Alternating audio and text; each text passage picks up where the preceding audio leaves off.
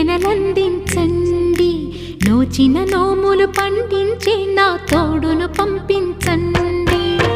కలలో ఇలలో ఏ కన్నెకి ఇలాంటి పతి రాడనిపించే వరుణ్ణే వరముగా ఇవ్వండి.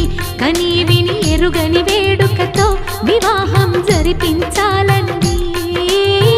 కలలో ఇలలో ఏ కన్నెకి ఇలాంటి పతి రాడనిపించే వరుణ్